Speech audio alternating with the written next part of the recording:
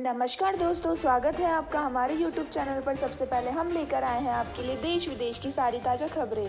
तो लास्ट तक हमारे चैनल पर बने रहिएगा। तो चलो शुरू करते हैं आज की पहली खबर। फारूक अब्दुल्ला ने दिखाए तेवर, बोले हम किसी की कठपुतली नहीं, सिर्फ जम्मू कश्मीर के प्रति उत्तरदायी। तो दोस्तों, नेशनल कॉन्फ्रेंस के अध्यक्ष और जम्मू कश्मीर के पूर्व मुख्यमंत्री फारूक अब्दुल्ला ने कहा कि वे ना तो नई दिल्ली और ना ही बॉर्डर पर मौजूद मुल्क की कठपुतली है। फारूक अब्दुल्ला ने कहा कि वे जम्मू कश्मीर के लोगों के प्रति उत्तरदायी है और उन्हीं के लिए काम करेंगे। गुपकार घोषणा पर पाकिस्तान की वाहवाही का जवाब देते हुए रविवार को फारूक अब्दुल्ला ने कहा कि पाकिस्तान ने हमेशा जम्मू कश्मीर की मुख्य धारा की पार्टियों का दुरुपयोग किया है। अब पाकिस्तान अचानक से हमें पसंद करने लगा है।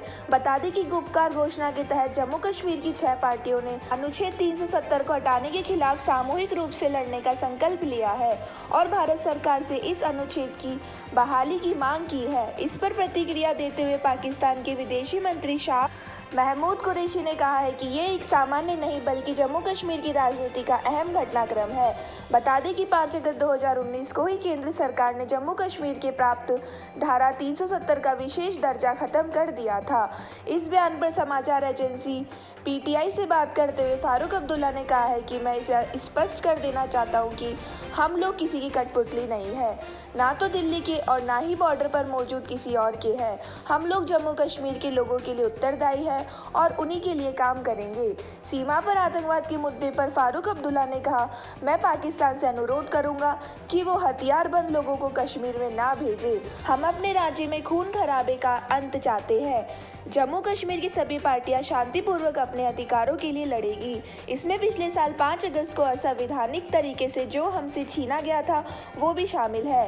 फारूक अब्दुल्ला ने भारत पाकिस्तान से अपील की है कि दोनों देश एक बार फिर से बातचीत की टेबल पर आए, क्योंकि यह सभी के हित में है। फारूक अब्दुल्ला ने कहा है कि जब भी संघर्ष विराम उल्लंघन होता है, LOC के दोनों ही और हमारे लोग मरते हैं, इसे रोका जाना चाहिए। इसी के साथ दोस्तों, चलते हैं आज की अगली मुख्य खबर की ओर। दिल्ली 7 सितंबर से शुरू होगी मेट्रो, सिर्फ कार्ड से कर सकेंगे सफर, जाने नए नियम। तो दोस्तों, कोरोना संकट के बीच लंबे समय से बंद दिल्ली मेट्रो 7 सितंबर से शुरू हो रही है। केंद्र सरकार की शर्तों के साथ मेट्रो चलाने को मंजूरी दे दी है। इससे दिल्ली वासियों को एक और राहत मिलेगी। हालांकि इसमें भी यात्रा करने के कई नियम लागू होंगे।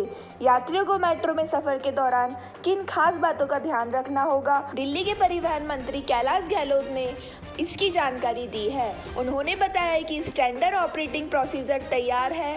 तमाम प्रोटोकॉल को ध्यान में रखते हुए मेट्रो का परिचालन होगा ताकि यात्रियों को कोई दिक्कत ना हो सके।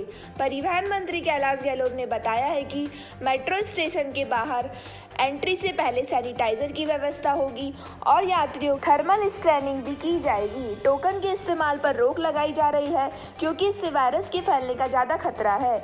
मेट्रो कार्ड इस्तेमाल करने वाले यात्रियों को ही सफ़र की इजाज़त होगी। कैलाश गहलोत ने कहा कि मेट्रो कार्ड रिचार्ज करने के लिए डिजिटल माध्यम का उपयोग करना होगा। हालांकि काउंटर पर स्मार्ट कार्ड या मेट्रो कार्ड खरीदे जा सकेंगे। मेट्रो कोच के अंदर 1 मीटर की दूरी पर बैठना अनिवार्य होगा। साथ ही मेट्रो कोच के भीतर एयर कंडीशन कंट्रोल किया जाएगा। नई गाइडलाइंस के तहत AC में ताज़ी हवा की मात्रा ज़्यादा होगी। मंत्री ने बताया कि मेट्रो स्टेशन, प्लेटफॉर्म और मेट्रो कोच के लिए अंदर भीड़ ना हो, इसलिए मेट्रो स्टाफ, पुलिस और सिविल डिफेंस वॉलंटियर्स की तैनाती होगी। मेट्रो में एंट्री के समय सोशल डिस्टेंसिंग का पालन करना होगा और मास्क पहनना अनिवार्य होगा। ऐसा ना करने पर मेट्रो अधिकारियों या पुलिस को फाइन लगाने का अधिकार होगा। कैलाश गहलोत ने कहा कि थर्मल स्क्रीनिंग के दौरान यात्री का तापमान अधिक पाए जाने पर दिल्ली मेट्रो में सफर करने की अनुमति नहीं मिलेगी। वहीं कंटेनमेंट जोन में मेट्रो स्टेशन नहीं खोले जाएंगे और न ही बंद स्टेशन पर मेट्रो रुकेगी। परिवहन मंत्री कैलाश गहलोत ने बताया कि दिल्ली में कौन से मेट्रो स्टेशन 7 सितंबर से खुलेंगे और कौन से मेट्रो स्टेशन बंद रहेंगे, इसकी लिस्ट तैयार की जा रही है। ये लिस्ट पब्लिक के लिए जारी की जाएगी। मेट्रो स्टेशन पर इंतजाम का भी लगातार मुआयना किया जा रहा है। कैलाश गहलोत ने कहा है कि मेट्रो में सफर के दौरान सोशल डिस्टेंसिंग का पालन करना बेहद जरूरी होगा। मेट्रो कोच में 1 मीटर की दूरी पर ही यात्री सफर कर पाएंगे और किस सीट पर बैठना है और किस सीट पर नहीं, इसके लिए बाकायदा मार्किंग भी की जाएगी। बता दें कि दिल्ली मेट्रो की सबसे ज्यादा भीड़ वाले स्टेशनों पर यात्रियों को कंट्रोल करना सरकार के लिए एक चुनौती होगी। परिवहन मंत्री कैलाश गहलोत के मुताबिक सरकार के पास सबसे अधिक भीड़ वाले मेट्रो स्टेशन की जानकारी मौजूद है। ऐसे में स्टेशन पर सिविल वॉलेंटियर्स की मदद से भीड़ को कंट्रोल किया जाएगा। इसी के साथ दोस्तों चलते हैं आज की अगली मुख्य खबर की ओर। बिक गया बिग बाजार, कैसे कर्ज में डूबते गए रिटेल किंग किशोर बियानी। तो दोस्तों बिग बाजार में सेल का इंतजाम लगभग हर मध्यम वर्गीय परिवार करता है, क्योंकि सेल के दौरान बिग बाजार में हर तरह के प्रोडक्ट पर भारी छूट दी जाती है। कंपनी की टैगलाइन सबसे सस्ता सबसे अच्छा ने घर घर पहचान दिलाई, लेकिन रिटेल किंग कहे जाने वाले किशोर बियानी अब अपने इस कारोबार को मुकेश अंबानी के हाथों बेच दिया है। किशोर बियानी एक सफल भारतीय कारोबार में गिने जाते हैं। 2019 से पहले उनका कारोबार तेजी से फैल रहा था। किशोर बियानी का फ्यूचर ग्रुप वित्तीय संकट में इस साल की शुरुआत में आया। यह तब हुआ जब फ्यूचर रिटेल कर्ज के भुगतान में फेल हो गई। इसके बाद बैंकों ने कंपनी के इस डील के साथ ही किशोर बियानी के ऊपर रिटेल किंग का तमगा भी हट जाएगा। इसी के साथ दोस्तों चलते हैं आज की अगली मुख्य खबर की ओर। पीएम मोदी बोले, आइए मिलकर खिलौना बनाएं, खेलेगा बच्चा संवरेगा देश। तो दोस्तों आज की तारीख में भारतीय बाजार में चीन के खिलौनों का बोलबाला है, लेकिन बीते जून महीने में गलवान घाटी में तनाव के बाद चाइनीज खिलौनों की डिमांड में कमी आई है, जिसके बाद घरेलू उत्पादकों की मांग बढ़ गई है। यही वजह है कि सरकार भी अब खिलौनों के उत्पादन को घरेलू स्तर से लेकर वैश्विक स्तर पर बढ़ाने वाली है। खुद प्रधानमंत्री नरेंद्र मोदी घरेलू खिलौनों के कारोबार को बढ़ावा देने के लिए सक्रिय है। इस महीने उन्होंने इससे जुड़े उद्योग जगत के साथ एक बैठक की थी। उसके बाद अब 30 अगस्त को मन की बात में पीएम मोदी को इस उद्योग को बढ़ावा देने के संकल्प को दोहराया है। उन्होंने कहा है कि घरेलू कारीगर जो खिलौना बनाते हैं उनमें भारतीयता की झलक होती है, हमारी संस्कृति की झलक होती है। इन कारीगरों को और इससे जुड़े उद्योगों को प्रोत्साहित करने की जरूरत है। पीएम मोदी ने बताया कि global toy industry 7 lakh crore रुपए से भी अधिक की है। 7 लाख करोड़ रुपयों का इतना बड़ा कारोबार, लेकिन भारत का हिस्सा इसमें बहुत कम है। उन्होंने कहा कि जिस राष्ट्र के पास इतने विरासत हो, परंपरा हो, क्या खिलौने के बाजार में उसकी हिस्सेदारी इतनी कम होनी चाहिए। पीएम मोदी ने कहा कि देश को आत्मनिर्भर बनाने का प्रयास कर रहे हैं। हर क्षेत्र में देश को आत्मनिर्भर बनाना है, इसमें सबका सहयोग चाहिए। भारत के कुछ क्षेत्र टॉय क्लस्टर यानी खिलौनों के केंद्र के रूप में भी विकसित हो रहे हैं। उन्होंने कहा है कि भारतीयों को इनोवेशन और सॉल्यूशन देने की क्षमता का लोहा हर कोई मानता है। प्रधानमंत्री ने कहा कि हमारे चिंतन का विषय था खिलौने और विशेषकर भारतीय खिलौने। हमने इस बात पर मंथन किया कि भारत के बच्चों को नए नए टॉयज कैसे मिले। घरेलू टॉय इंडस्ट्री को बढ़ावा देने के लिए भारत सरकार ने फरवरी 2020 में आयात शुल्क में 200% की बढ़ोतरी की थी। भारत में खिलौना इंडस्ट्री को सालाना 15% दर से ग्रोथ हासिल कर रहा है। फिलहाल देश में खिलौनों की मांग को पूर्ति करने के लिए भारतीय कंपनियां तेजी से काम कर रही है। इसी के साथ दोस्तों चलते हैं आज की अगली मुख्य खबर की ओर। श्रीनगर बिना इजाजत के निकाल रहे थे मोहर्रम का जुलूस, 19 लोगों को लगे प्लेट गन के छर्रे। तो दोस्तों श्रीनगर में बिना प्रशासन की इजाजत के मोहर्रम जुलूस निकाल रहे लोगों को तीतर बितर करने के लिए जम्मू कश्मीर पुलिस को आंसू गैस के गोले और प्लेट गन का इस्तेमाल करना पड़ा। इस घटना में जुलूस में शामिल 19 लोग जख्मी हो गए। ये मामला शनिवार का है।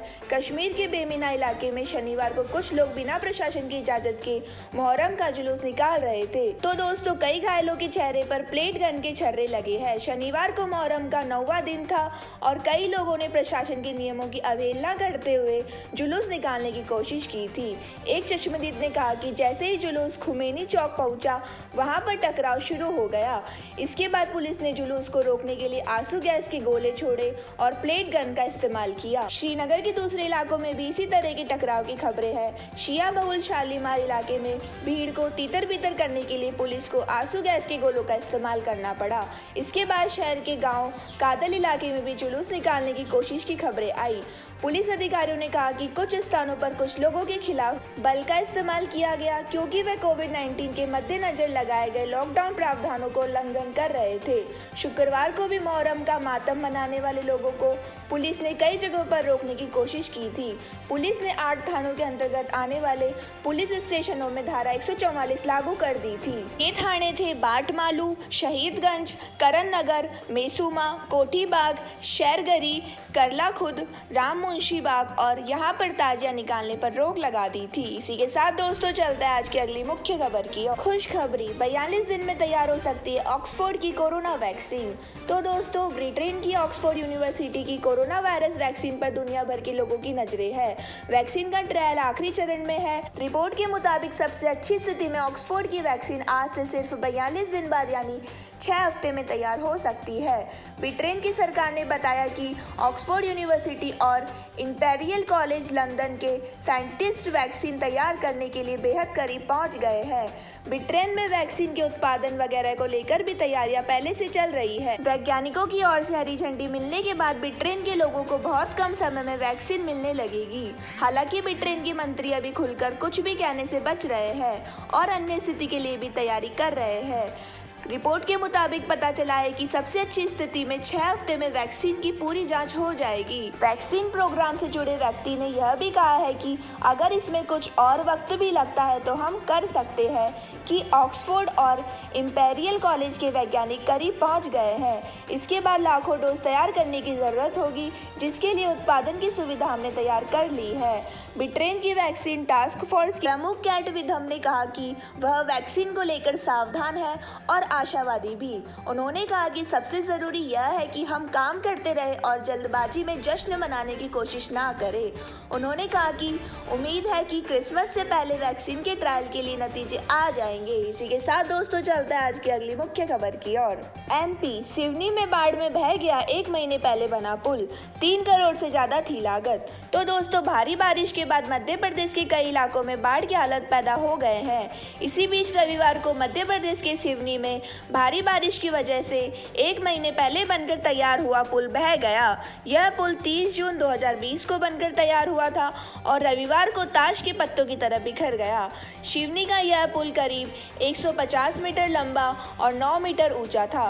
प्रधानमंत्री ग्रामीण सड़क योजना के तहत 3.12 करोड़ की लागत से बना ये पुल पूरी तरह से तबाह हो गया है। बीते 3 दिनों से लगातार हो रही बारिश के बाद भीमगढ़ बांध के सभी 10 गेट खोल दिए गए थे और पानी का बहाव इतना तेज था कि इस पुल से करीब 10 फीट ऊपर होकर पानी जा रहा था और रविवार सुबह जब पानी कम हुआ तो बहा हुआ पुल ये नजर आया। महज 1 महीने पहले बनकर तैयार हुआ पुल बह गया। प्रधानमंत्री ग्रामीण सड़क योजना के एग्जीक्यूटिव इंजीनियर जेपी मेहरा ने बताया कि सुनवारा अमानाला रोड पर पीएमजीएसवाई द्वारा ब्रिज बनाया गया था, जिसकी लंबाई 150 मीटर और ऊंचाई 9.28 मीटर थी। यह ब्रिज 30 जून 2020 को बनकर तैयार हुआ था और इसकी लागत 3.12 करोड़ थी। 3 दिनों से क्षेत्र में भीषण बारिश हो रही है। इसके कारण वैनगंगा नदी पर बना हुआ यह पुल और इसके अलावा भीमगढ़ डैम पूरा भर गया था। डैम के सभी 10 गेट खोल दिए गए, उसके कारण जो पानी निकला उससे ब्रिज बह गया। जेपी मेहरा ने बताया कि गुणवत्ता में कहीं कोई कमी नहीं थी। शनिवार को जब हम वहां गए और बुजुर्गों से पूछा तो उन्होंने बताया कि आज तक यहाँ इतना पानी कभी नहीं बहा है। पुल पूरी मजबूती और गुणवत्ता से बनाया गया था। गुणवत्ता में कहीं कोई कमी नहीं थी। इसमें शासन के निर्देशानुसार कार्यवाही करेंगे। तो दोस्तों यह थे आज के मुख्य समाचार। तो इस चैनल को लाइक करना, शेयर करना, सब्सक्राइब करना तथा बेल आइकन दबाना ना भूले। धन्यवाद।